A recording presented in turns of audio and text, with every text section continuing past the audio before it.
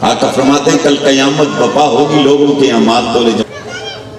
ایک شخص کے بائیں پلڑے میں گناہوں کے دفتر ہوں گے، وہ بڑا پریشان ہوگا، کانپ رہا ہوگا، اتنی دیر میں فرشتے اس کو گھسیٹ کے جہنم کی طرف لے جانے کے لیے ریڈی۔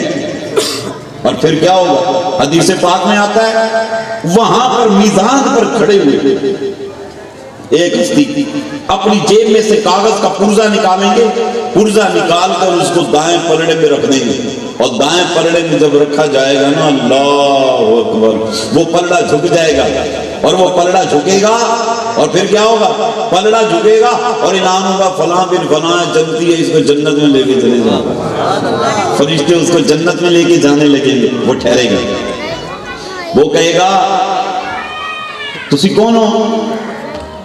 تو تمہاری زبان میں کہو تسی کون ہو؟ تسی کون ہو؟